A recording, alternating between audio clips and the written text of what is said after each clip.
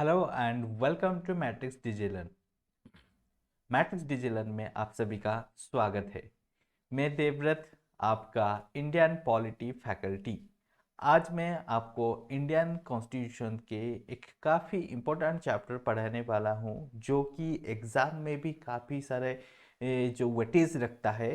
That is parts, articles and schedules of Indian constitution. भारतीय संविधान के जितने सारे भाग हैं और धाराएं हैं और अनुच्छेद हैं, उसके बारे में आज हम डिस्कस करेंगे। ये एक ऐसी टॉपिक है जिसमें से हर एग्जाम में एक दो क्वेश्चन तो बन ही जाता है।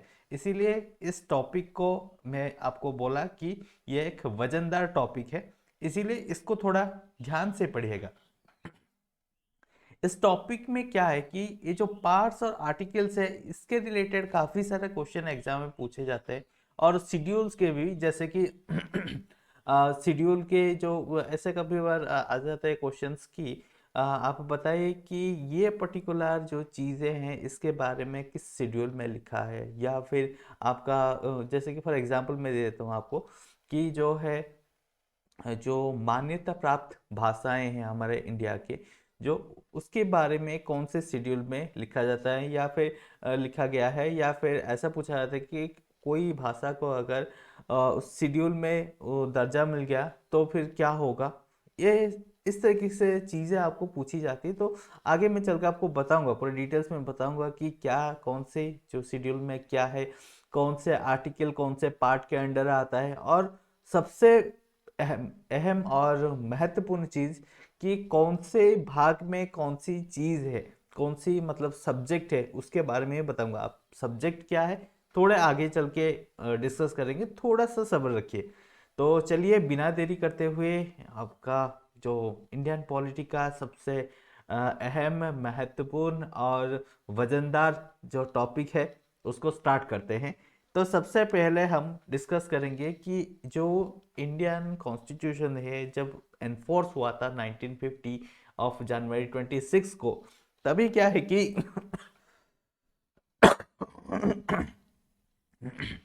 सॉरी, तभी क्या है कि जो भारतीय संविधान है उसमें टोटल 395 आर्टिकल्स थे, यानी कि जो 395 धाराएं थे। और तभी क्या है कि 22 टोटल भाग थे और 8 अनुच्छेद थे। जब इनिशियली 1950 को, ये मैं लिख देता हूँ यहाँ पे, 26 ऑफ जनवरी 1950 को जब एनफोर्स हुआ हमारा कॉन्स्टिट्यूशन, वहाँ पर क्या है कि टोटल 395 जो धाराएं थे और 22 भाग थे और 8 अनुच्छेद थे। अभी क्या है कि करंटली करंटली मतलब अभी 2021 चल रहा है, अभी 2021 खत्म हो जाएगा, 2022 आ जाएगा। तो 2022 तक अगर देखेंगे तो अभी करंटली क्या है कि जो कॉन्स्टिट्यूशन है, कॉन्स्टिट्यूशन में टोटल आपका 448 जो है धाराएं हैं और 25 भाग हैं और 12 अनुच्छेद हैं टोटल। ये आपको याद रखनी है, ये दोनों याद रखनी है, क्योंकि एग्जाम में क्वेश्चन काफ़ी बार किया गया है कि कौन से जो कितने भाग थे इनिशियली में, यानी कि शुरुआत में जब एनफोर्स हुआ इंडियन कॉन्स्टिट्यूशन, ऐसा भी लिखा जाता है।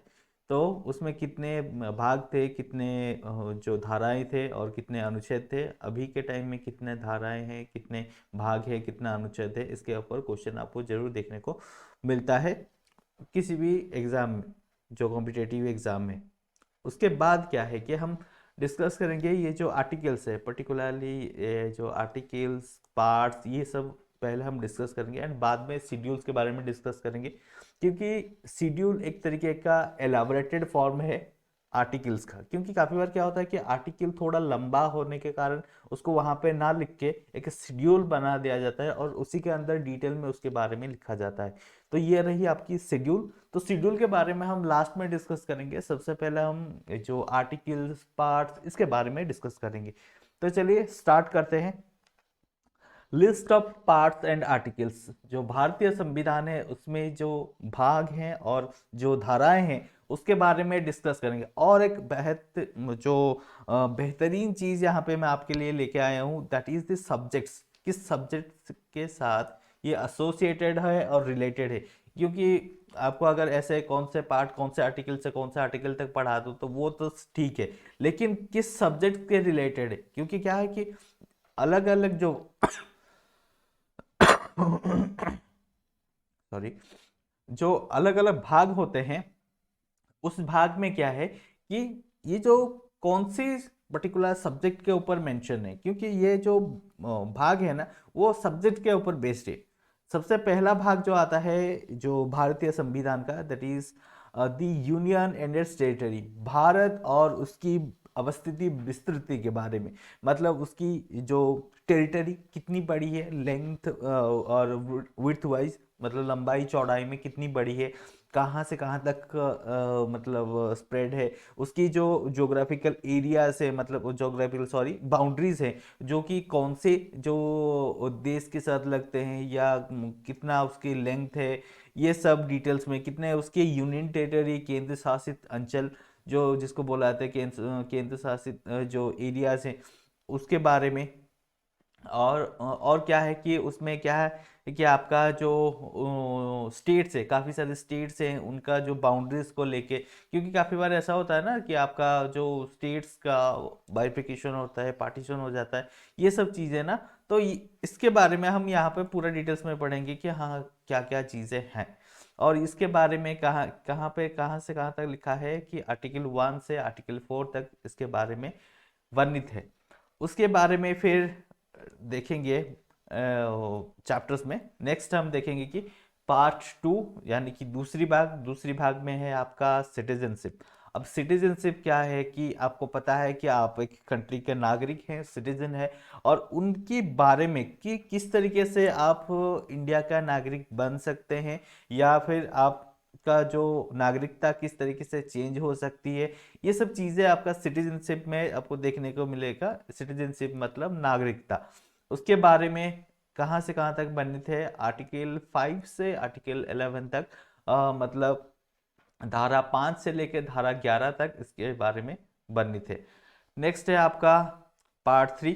ठीक है, अभी पार्ट 3 में क्या है कि फंडामेंटल राइट्स। फंडामेंटल राइट्स क्या है, अभी फंडामेंटल राइट्स के बारे में तो आप सभी को पता होगा, अगर किसी को नहीं भी पता होगा तो मैं यहाँ पे बताता हूँ। फंडामेंटल राइट्स क्या है कि मौलिक अधिकार, जो आपकी जो पैदा होने के बाद, सपोज आप भारत में पैदा होते हैं, तो पैदा होने के बाद आपका क्या मौलिक अधिकार है, क्योंकि हर देश में जो फंडामेंटल राइट्स है ऑलमोस्ट सेम नहीं रहते हैं, लेकिन हाँ थोड़ा बहुत तो सेम रहते हैं।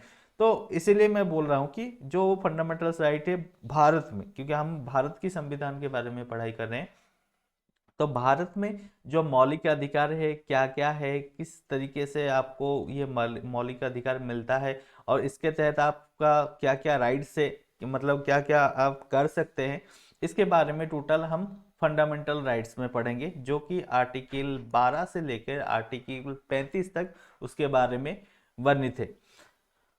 फिर आपका आता है पार्ट 4। पार्ट 4 में चौथी भाग में क्या है, डायरेक्टिव प्रिंसिपल।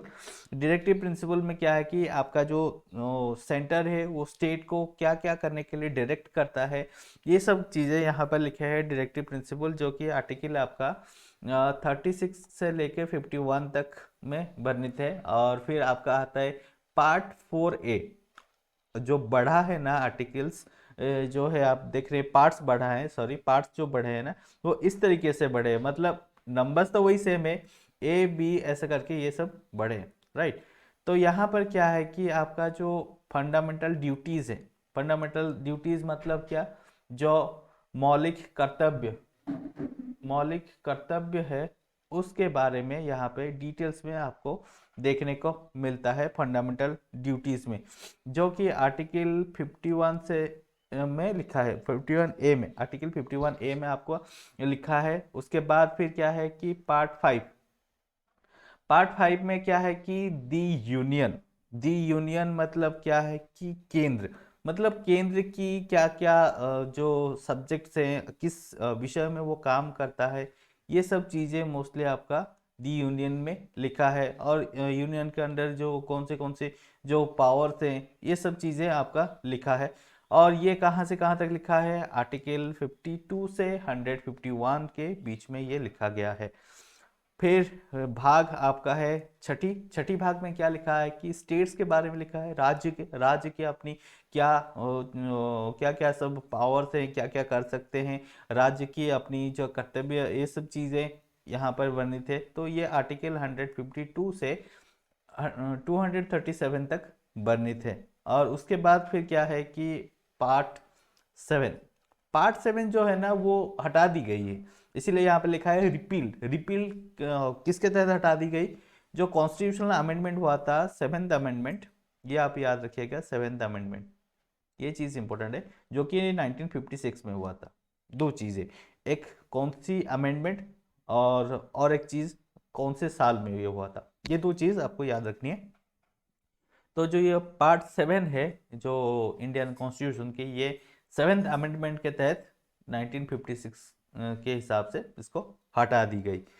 उसके बाद फिर आपका आता है लिस्ट ऑफ पार्ट्स में, और जो पार्ट्स हैं इंडियन कॉन्स्टिट्यूशन के, जैसे कि पार्ट 8 जो कि the union and territories, part 8 जो है यूनियन टेरिटरीज जो है इंडिया के, उसके बारे में, और इसका आर्टिकल 239 से 242 के बीच में इसके बारे में लिखा गया है।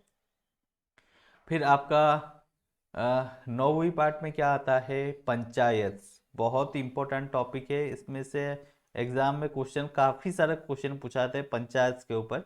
तो पंचायत के बारे में पार्ट 9 में लिखा है। और एक बार ऐसा भी क्वेश्चन आया था कि पंचायत के बारे में जो लिखा गया है ये कौन सी पार्ट ऑफ इंडियन कॉन्स्टिट्यूशन में आता है, तो क्वेश्चन पूछा जा चुका है ऑलरेडी, ये जो पंचायत और म्यूनिसिपैलिटी दोनों की।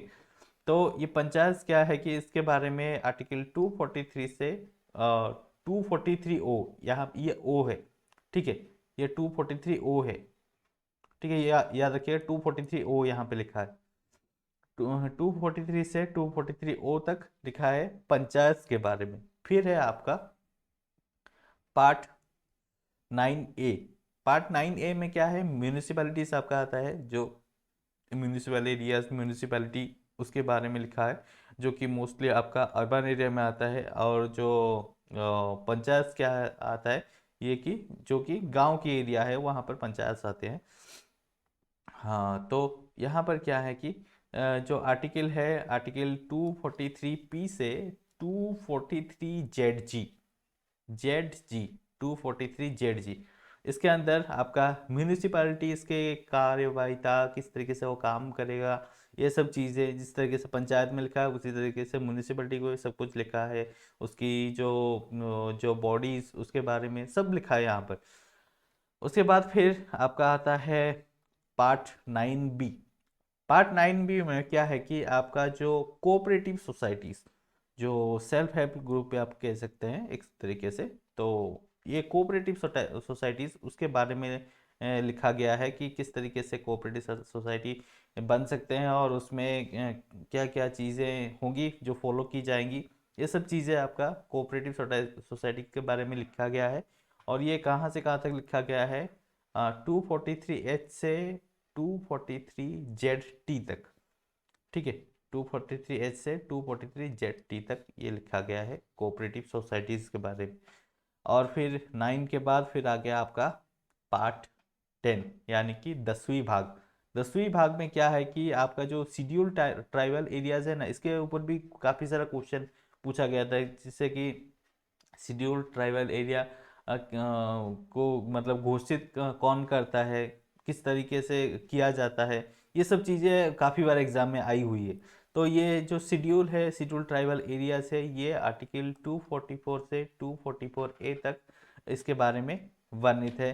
उसके बाद क्या है कि आर्टिकल जो है आपका 11, आर्टिकल 11 में क्या है कि relation between union and the states, union और स्टेट्स में, जिसमें कि आपका आएगा जो concurrent list, state list, union list, जो हम बोले थे ना, उसके बारे में पूरा पूरा यहाँ पर आएगा डिटेल्स में। तो ये जो है relation between the union and the, क्योंकि हम एक फेडरल कंट्री है, जहाँ पे कि हमारा जो कॉन्स्टिट्यूशन है कम्प्लीटली फेडरल है। इसके बारे में मैं ऑलरेडी बताया था स्टार्टिंग चैप्टर में जब पढ़ाया था कॉन्स्टिट्यूशन।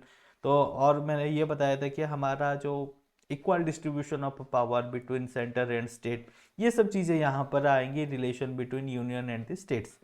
एंड इसका जो आर्टिकल्स है टोटल, आर्टिकल 245 से 263, जो धारा 245 से 263, उसके बीच में इसके बारे में आपका वर्णित है। फिर आपका आता है पार्ट 12, 11th का अभी पार्ट 12।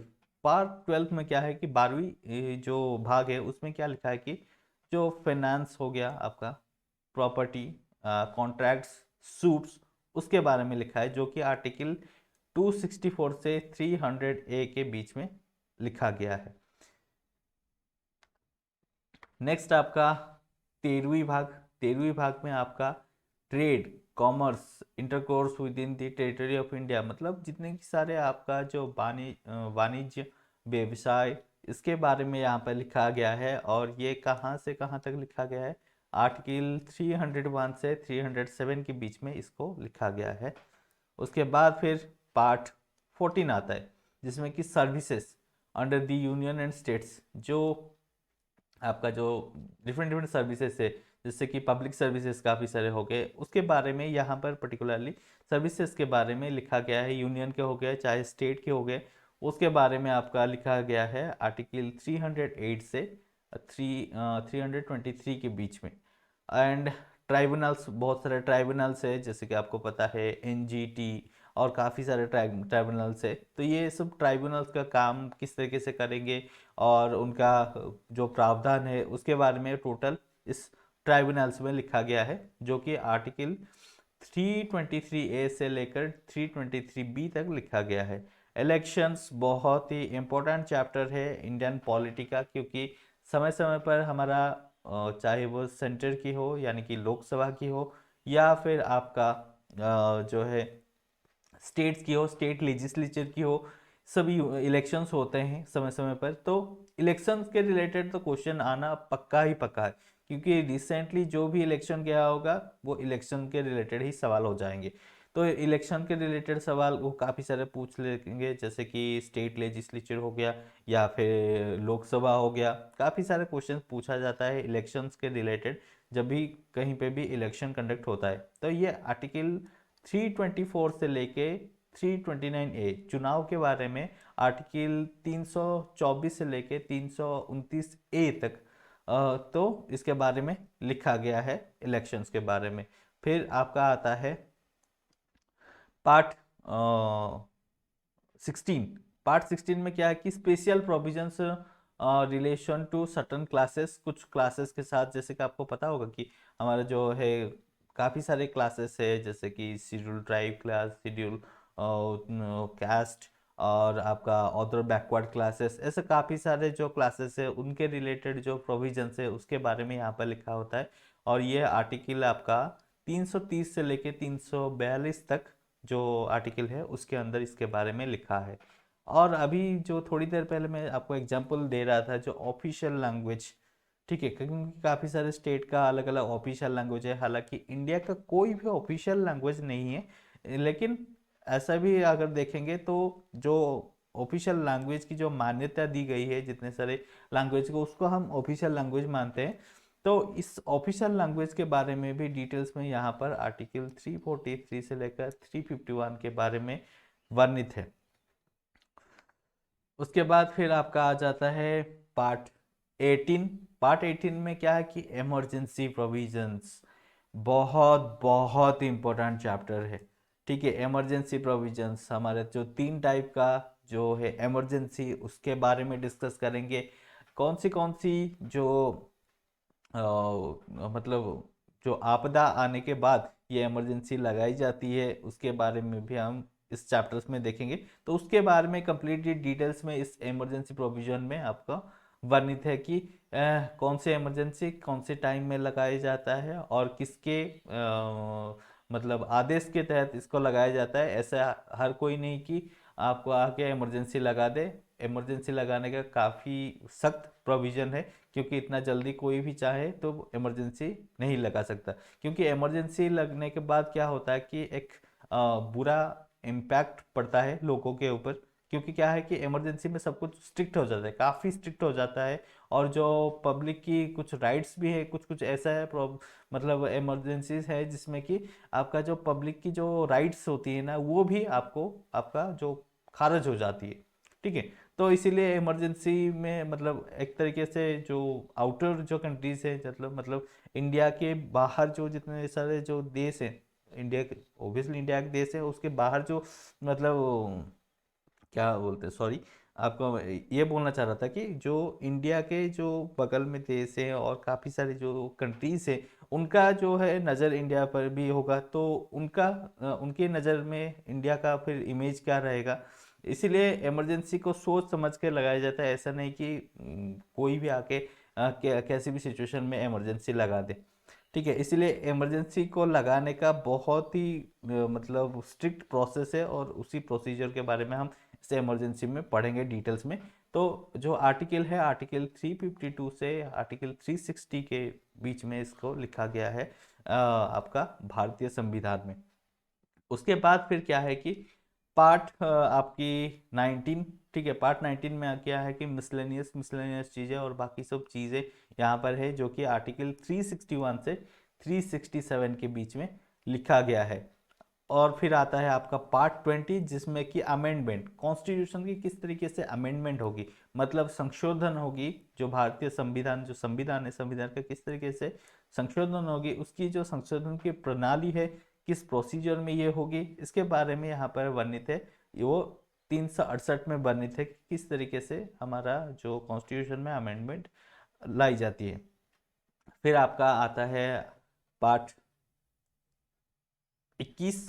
पार्ट 21 में क्या है कि आपका जो टेम्पररी, ट्रांजिशनल और स्पेशल प्रोविजंस होते हैं, कुछ प्रोविजंस ऐसे होते हैं कि स्पेशल तौर में दिया जाता है, और कुछ टेम्पररी प्रोविजंस भी होते हैं, और ट्रांजिशनल प्रोविजन उसके बारे में यहाँ पर वर्णित है, जो कि आर्टिकल 369 से 392 के बीच में है। एंड फाइनली आपका पार्ट 22। पार्ट 22 में आपका शॉर्ट टाइटल, जिस तरीके से आपका जो अवार्ड्स दिए जाते हैं सिविलियन को, शॉर्ट टाइटल हो गया, कमेंसमेंट हो गया, ऑथोरिटी टेक्स्ट हिंदी एंड रिपील्स, किस तरीके से कोई चीज़ को हटाई जा सकती है उसके बारे में भी लिखा गया है। ऑथोरिटेटिव टेक्स्ट इन हिंदी, उसके बारे में लिखा है। और स्पेशली शॉर्ट टाइटल, जो कि मैंने आपको बताया था कि जो कि मोस्टली सिविलियंस को दिया जाता है, जैसे कि भारत रत्न हो गया, या फिर आपका पद्मश्री हो गया, पद्म विभूषण, पद्म भूषण, ये सब चीज़ें क्या है कि आपका यहाँ पर वर्णित है, जो कि आर्टिकल 393 से 395 के बीच में ही है।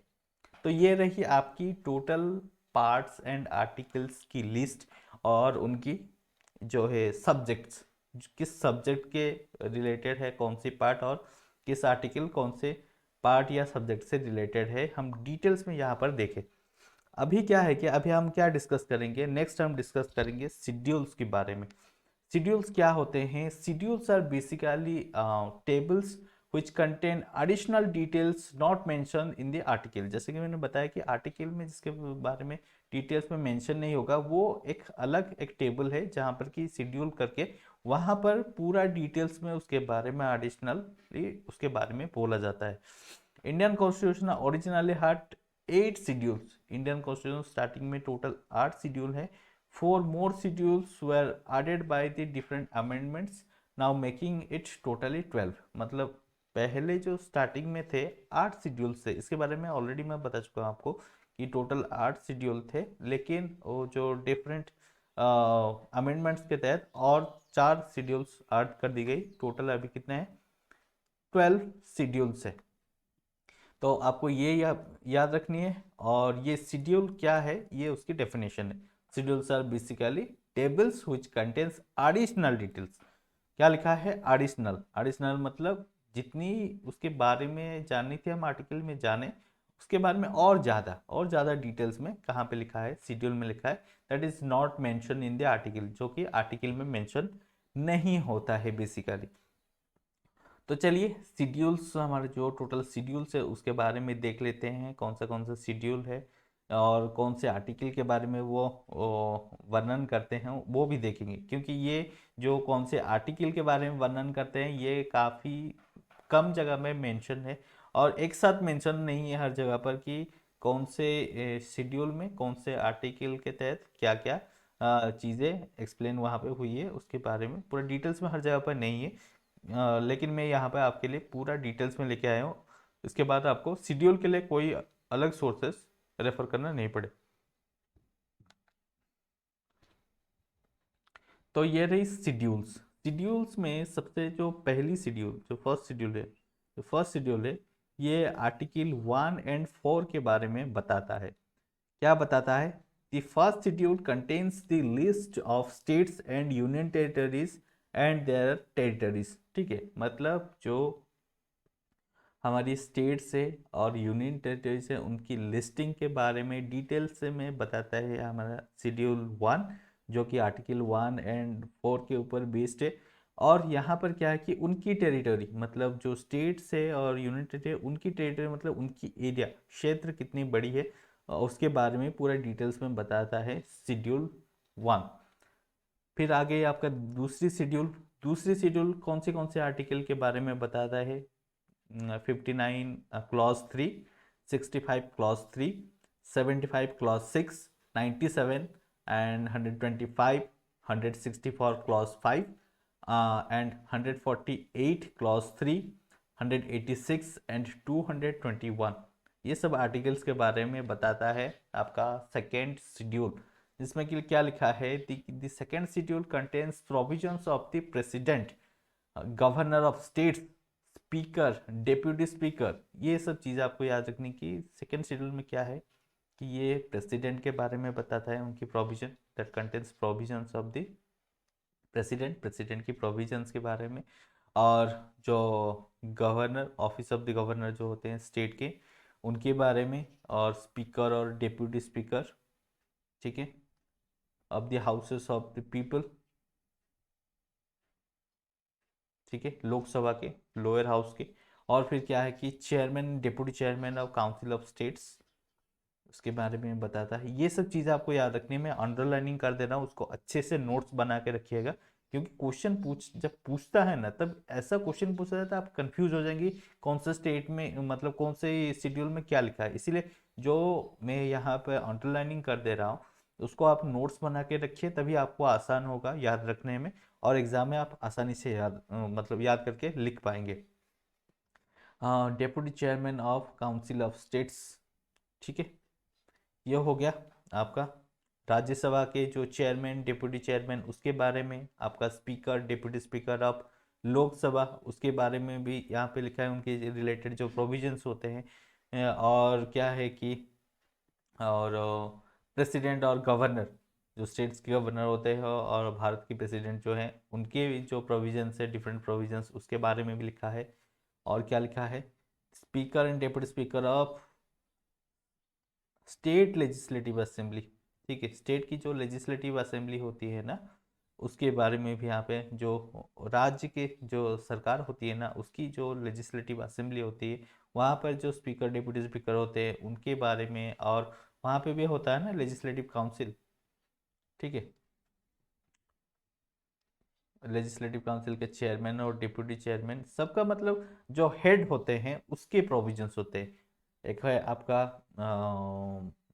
प्रेसिडेंट, ठीक है, प्रेसिडेंट के बाद स्टेट का क्या होता है? गवर्नर, और उनकी जो लेजिस्लेटिव असेंबली हो गया, और जो भी है, आप कुछ स्टेट का ऐसा भी है कि उन वहाँ पर लेजिस्लेटिव काउंसिल है, तो लेजिस्लेटिव काउंसिल और लेजिस्लेटिव आपका असेंबली, और यहाँ पे हो गया काउंसिल ऑफ स्टेट्स एंड आपका हाउस ऑफ पीपल।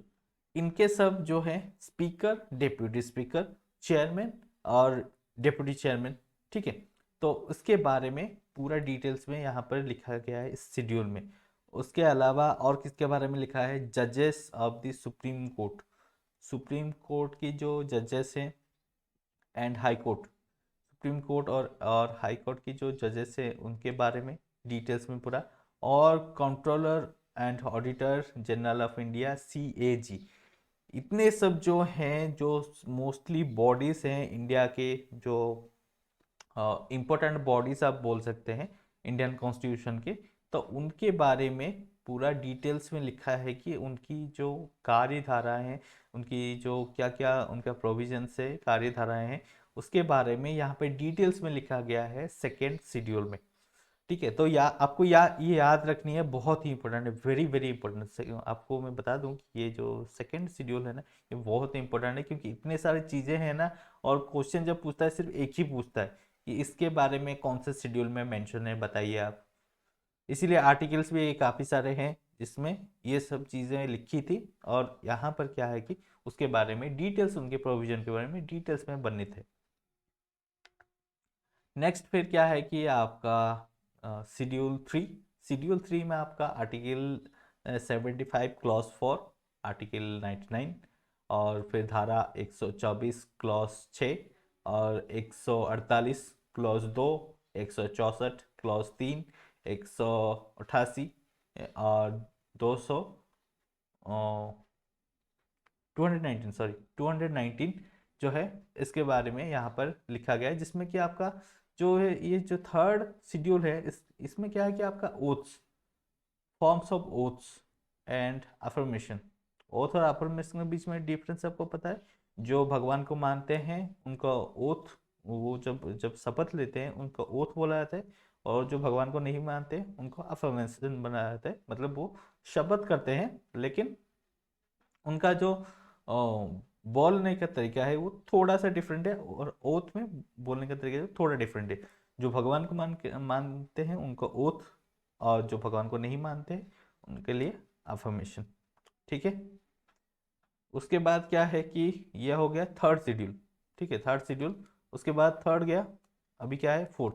फोर्थ में आपका आर्टिकल 4 क्लॉज 1 और आर्टिकल 80 क्लॉज 2, उसके बारे में डिटेल्स में लिखा है।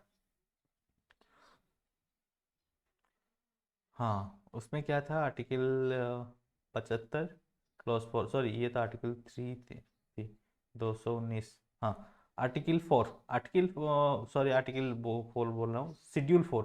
शेड्यूल 4 में क्या है कि आपका जो आर्टिकल 4 क्लॉज 1 और आर्टिकल 80 क्लॉज 2 उसके बारे में वर्णित है, जिसमें कि लिखा गया है कि जो प्रोविजंस है ऑफ लोकेशन ऑफ सीट, ठीक है, एलोकेशन ऑफ जो सीट है काउंसिल ऑफ स्टेट्स, मतलब राज्यसभा में जो अलग अलग जो प्रदेश हैं उनके जो सीट्स हैं, ये इसके बारे में लिखा गया है कि क्या क्या प्रोविजंस है for allocation of seats in the council of states. ठीक है, आपका जो राज्यसभा है वहाँ पर कौन से राज्य को कितने सीट मिलेंगे, और उसके रिलेटेड जो प्रोविजंस है पूरा वहाँ पर वर्णित है।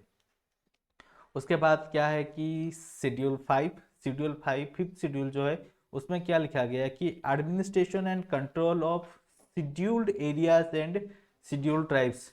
मैंने आपको ऑलरेडी बताया था उसके बारे में, जो कि आर्टिकल 4 क्लॉज 1 में, सॉरी आर्टिकल 244 क्लॉज 1 में मेंशन है।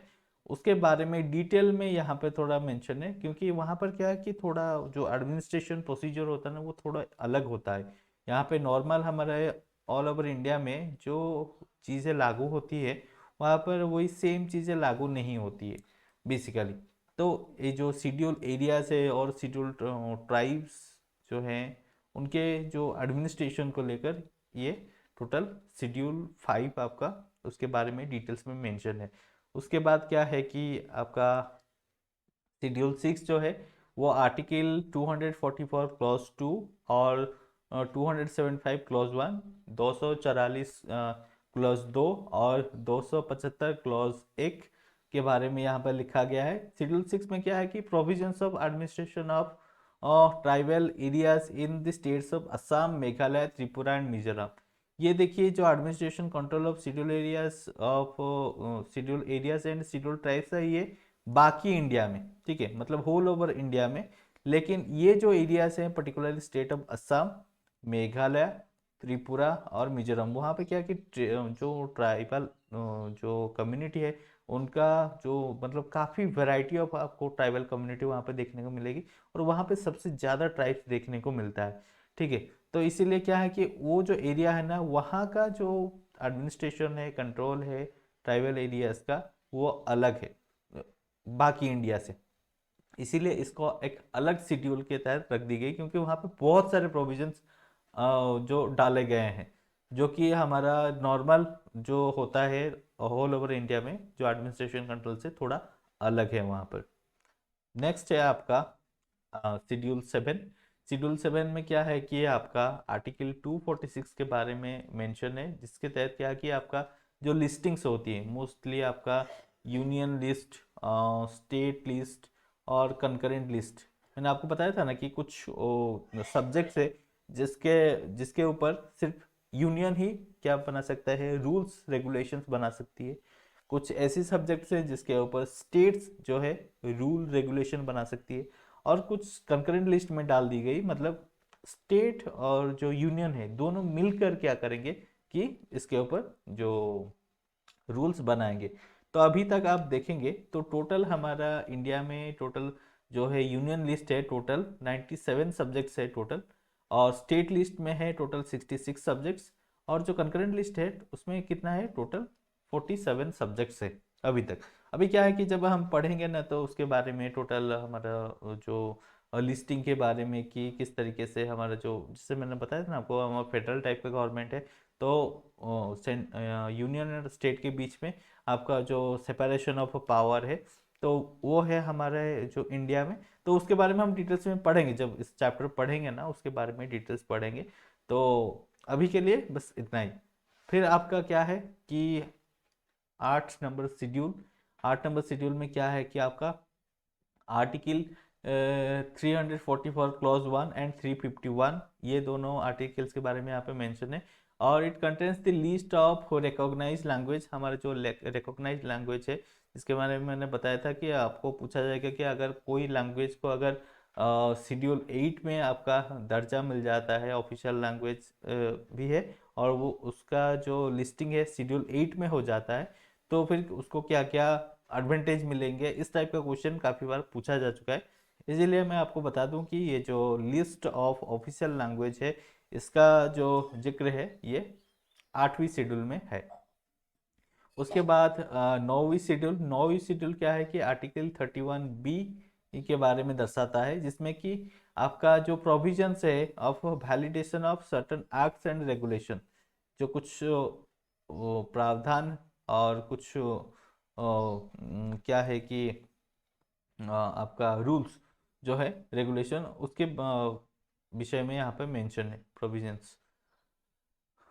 और फिर क्या है कि आपका आर्टिकल 102 क्लॉज 2 और 191 क्लॉज 2 के बारे में आपका जो शेड्यूल 10 बताता है, जिसमें कि आपका क्या लिखा है कि प्रोविजंस ऑफ डिसक्वालिफिकेशन और ग्राउंड्स ऑफ डिफेक्शन। ठीक है, जो डिसक्वालिफिकेशन आपका होता है on the grounds of defection, आपको पता है कि एंटी डिफेक्शन लॉ वगैरह नहीं पता है तो जब इसके रिलेटेड चीज़ें आपको पढ़ाई जाएंगी तभी आपको बता दूंगा कि एंटी डिफेक्शन लॉ क्या है और किस ग्राउंड्स पे किसी को डिसक्वालीफाई किया जाता है on the grounds of defection, ये भी हम डिटेल्स में हम देखेंगे वहाँ पर।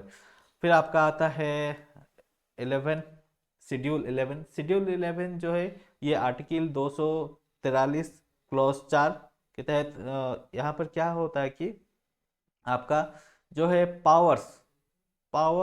Powers of authority and responsibility of panchayat, जो हमारी जो पंचायत से उनके पास जो अथॉरिटी पावर रेस्पॉन्सिबिलिटी ये सब चीज़ें क्या है जो पंचायत के, उसके बारे में यहाँ पर वर्णित है कहाँ पर शेड्यूल 11 में। एंड फाइनली आपका आता है शेड्यूल 12, जिसमें कि आर्टिकल 243 के बारे में लिखा गया है, जिसमें कि आपका जो है पावर्स और अथॉरिटी है और रेस्पॉन्सिबिलिटी ऑफ म्यूनिसिपैलिटीज के बारे में आपको लिखा गया है, जिसमें कि आप देखेंगे कि उसके पावर्स क्या है, क्या क्या अथॉरिटीज है और क्या क्या उसका रिस्पॉन्सिबिलिटी, मतलब क्या क्या काम उसको करना है, ये सब चीज़ें आपको कार्यवाहिता जो है वो सब हम यहाँ पर जो शेड्यूल 12 में देखेंगे। तो ये थी टोटल आपकी जो टोटल लिस्टिंग ऑफ आपका टोटल पार्ट्स हो गया, आर्टिकल्स हो गया, और एंड फाइनल आपका शेड्यूल भी हो गया, कौन से शेड्यूल में क्या क्या है। अभी नेक्स्ट क्या है कि नेक्स्ट हम पूरा डिटेल्स में एक एक चैप्टर करके पढ़ेंगे। अभी तक आप पूरा कॉन्स्टिट्यूशन में क्या है ये आपका थोड़ा थोड़ा बहुत आइडिया पूरा हो गया होगा। अभी क्या है कि उसके बारे में जितने सारे चीजें पढ़े ना अभी तक मैं बता रहा हूँ स्टार्टिंग से लेकर अभी तक, उसके बारे में पूरा खुल के पूरा एक एक चैप्टर करके पढ़ेंगे।